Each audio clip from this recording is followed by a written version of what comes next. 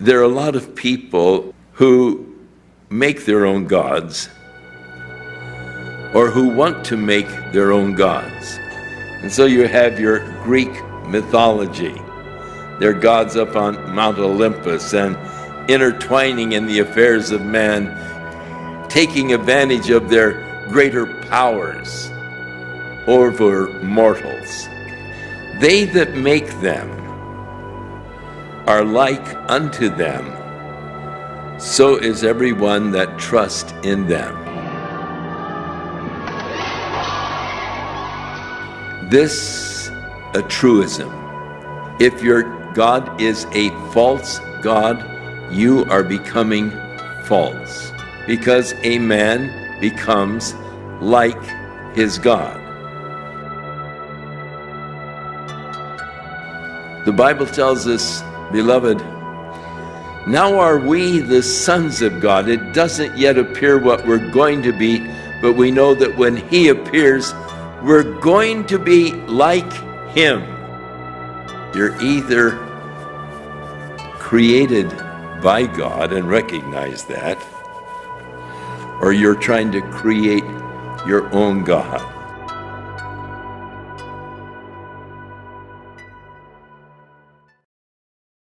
This is what we call the Parthenon. On the outside, it's a neat-looking structure, and of course, it's tied to Greek gods. As you can see them right there, it's all your Greek gods. And on the outside, you know, just like a building. And like that, there's your Greek gods and there's the Greek war. It is the Parthenon. But you go inside here, and when you go up under the building and you go deep inside here, this is what's residing in Nashville and up under this building that you wouldn't think is there. Look how huge that is. Look how huge this thing is. And it's draped in gold. Idol gods to fallen angels. That's all it is. We're here at the Parthenon in Nashville, Tennessee. The goddess Athena. She is huge. There's a snake. And on her right hand is Nike. He has a snake around her wrist, and there's a snake down at her foot, a big one, and then there's a shield. And the shield on that side shows the fighting between the giants and the Olympians. I'm making a video. Look here, y'all. What is this? This means something right here. What is this? Wow. This is crazy. This is demonic. Were the Greek gods real? In the ancient epics and myths, the gods show up all the time. They're an essential part of the myths. There's a grain of truth behind all the myths and legends. Something causes them to arise. In the scripture, we see that all human beings have come from a common ancestor, not just Adam, but filtered down through Noah and his 3 sons. If we think about what the generations after Noah and his 3 sons would have been doing, they would be passing on the knowledge that they have, and it would be especially motivated by the fact that the earth has been destroyed, and they're the only people, and they need to tell their children what the earth had been. It's inconceivable that they would have passed on knowledge about the past without talking about having walked with God in the garden, about having been given information that we can never receive. About knowing the sons of God fell in love with and intermarried the daughters of men and produced a race of giants.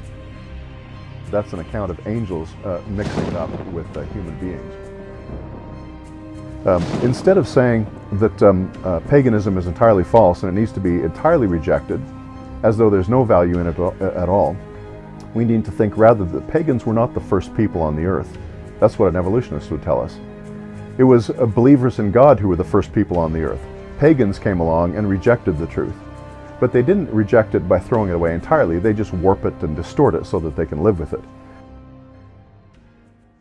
One of those fascinating places in Petra It's this obelisk that they actually carved this. They didn't come up here and set it up or drag it up here and set it upright. They carved away all the mountain that was around it. As I turn the camera around, you're going to see behind me this slab of stone. And if you look carefully at the slab of stone, you can see crisscross hatch marks all over it. This is where they took their iron tools and hammered away the mountain in order to expose this particular obelisk that they used in their pagan worship. There's even another one behind it, as you can see in the background. Yeah, they borrowed it from the Egyptians, and these people weren't Egyptians. They were Nabateans. That means that they were descendants of Esau, who were constantly at war with Jacob, the twin brother of Esau, who became Israel. And Israel, the land, is named after him. But this is a pagan high place here in Petra, and I just wanted to show you how they did it. They carved everything away. If you look even further behind me, you can see this high place, the structures behind me, but below it, you see those walls down there? They're all carved out. People just took chisels and they hammered it away until they had the shape that they wanted. These people knew about hard work, and they did it for pagan gods. Well, they tried to obtain their salvation by how well they did, by what they were able to do to impress their gods and maybe even man. Construction is well underway at the Pyramid in downtown Memphis to turn the former Tomb of Doom into one of the largest Bass Pro Shops in the country. Construction is well underway to turn this facility into a Bass Pro megastore. Once branded the Tomb of Doom, home court for the University of Memphis Tiger basketball team, the aluminum-skinned Great American Pyramid Arena also served as the place to go in the Mid-South for concerts, monster trucks, rodeos, even National Promise Keeper religious gatherings. Now, thanks to radio talk show conspiracy theorist Alex Jones, the empty arena is again in the national spotlight as a cornerstone against the occult. And you can see the Memphis Pyramid, built back in the early 1990s by John and Isaac Tigran. And these guys are admittedly into the occult. You can just look up their names. They're all over the local newspapers. A crystal skull was discovered and subsequently removed from the tip top of the pyramid about a month after it opened in November 1991. No one would go there anymore because of deaths and flooding and electrical problems and everything else you can imagine. The Devil Palace stayed in use throughout most of 2005, but was used less and less after FedEx Forum opened in 2004. Memphis leaders, of course, hope the pyramid doesn't fall, that it instead rises as a beacon for outdoor enthusiasts and good family fun when Bass Pro sets up shop, this time without a crystal skull at the top. Okay, you gotta put it, yeah, go ahead.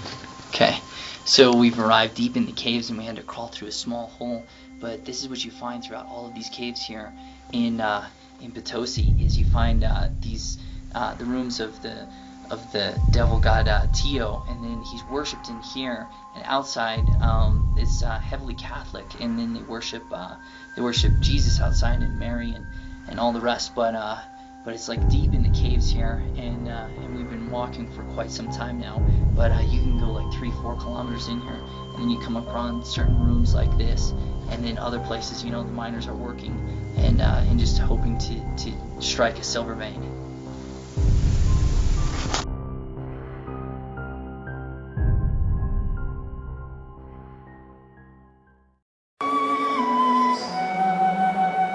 Hundreds packed St. Leonard's Church in Boston's North End. Hundreds more waited patiently outside. I've just said to my husband, this is a once-in-a-lifetime. We need to do this. These Catholic faithful came to venerate, to pray to a saintly relic. In this glass box is the heart of St. Padre Pio, a 20th century saint known for his piety and prayer. His life also characterized by the sacrament of reconciliation. He spent 10 to 15 hours a day in the confessional. He heard something like 5 million confessions through the course of his life. He went out and he healed the world. He forgave the world. It's the first time this relic has traveled beyond Italy, and this saintly encounter with Padre Pio is a chance to touch this man of God, who was so connected to Jesus he bore the stigmata, the painful wounds of Christ on the cross. Padre Pio for me is strength, because he spent many years going through the passion of Christ, not being believed that he was close to God. Emotions ran high, hearts were full. We've been traveling to Italy since 1973 and go visit him every time.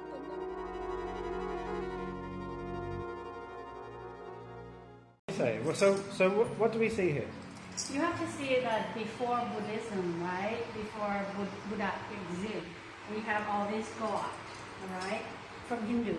All right, so we have Knet, we have Nalai, Lakshmi. So these all sound like Hindu gods. Yes. Right? Hindu gods. Ah. So why do you actually have them in your room then?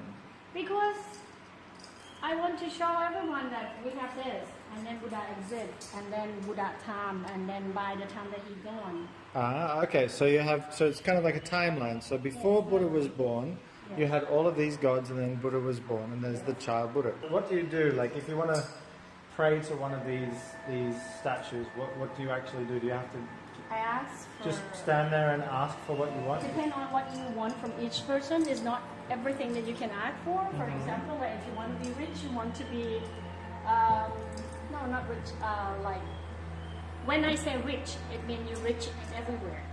I mean, rich for food, rich for people who love you, rich for money. So anything that you would possibly want in life.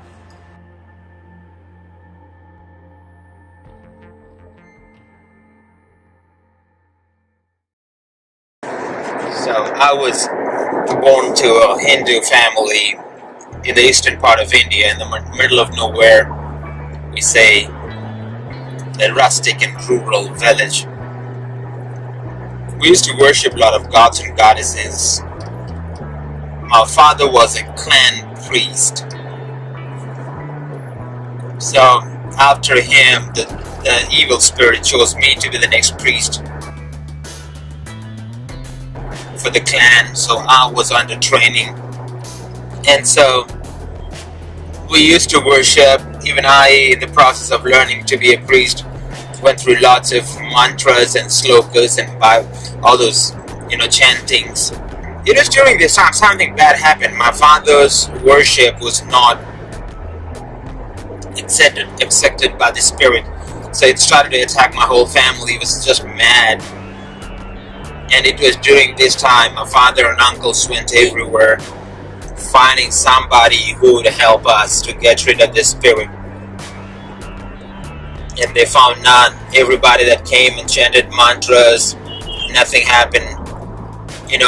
They brought in all those witch doctors, sorcerers, black magicians, and everybody would come and chant mantras and go back, and the spirit would not buzz. Everybody in the family was sick, and the spirit would come on somebody and would openly threaten and say, I would kill all of you, literally. Two of my aunts went insane.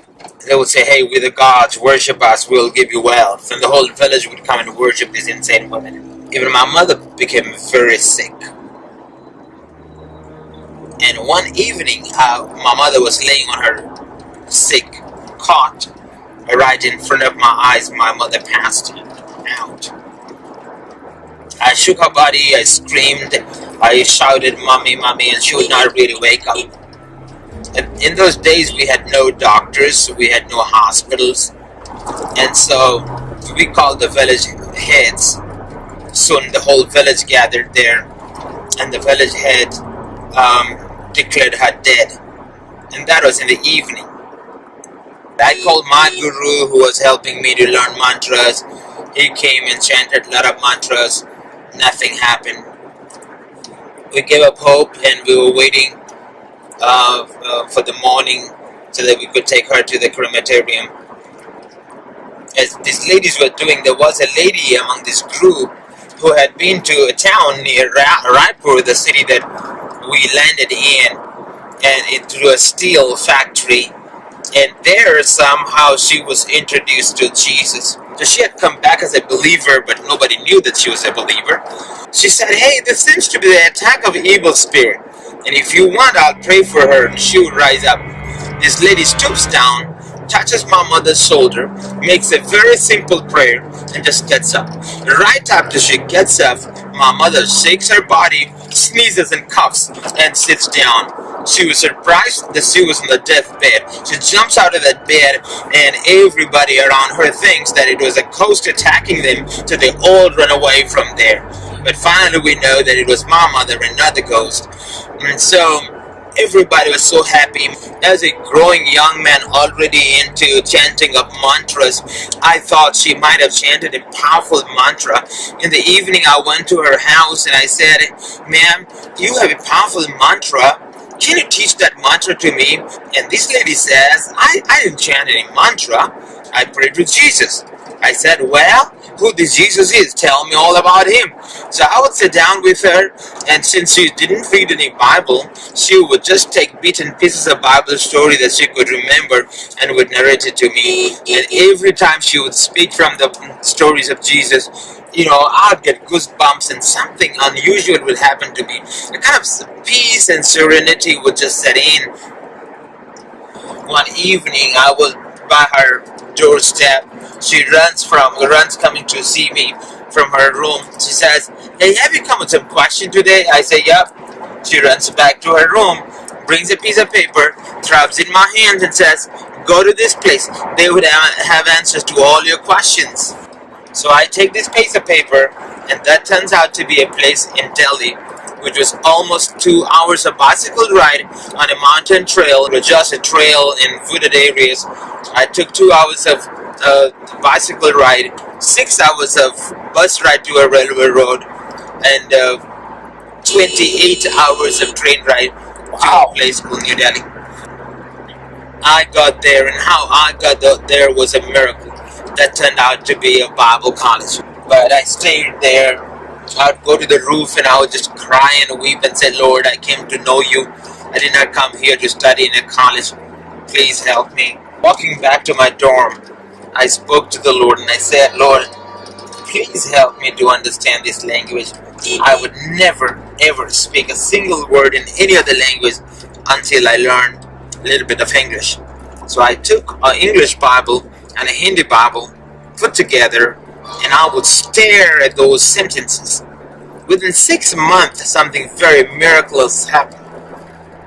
Those sentences that I would stare out at would stare out at me, and I would understand them very well. Those words became so obvious, the grammatical structures became so obvious, the syntax was so clear for me. And so within 6 months, I became the official translator. Meanwhile, there was a man who really loved me so much, one of the professors, and he would teach me about Jesus. He was the one to lead me to Christ. I repented from my sins. I accepted Jesus, and I think it was around the 7th or 8th month of my stay in the Bible college, and then I decided to take baptism, and I became so strong believer in him, and nothing. And I would tell you, those were the golden days of my life, where I would spend hours together just sitting in the presence of God and thanking him for what he did for me. And every day that I would read the word as though the words were just staring at me, screaming out and telling me something important that I never knew about God.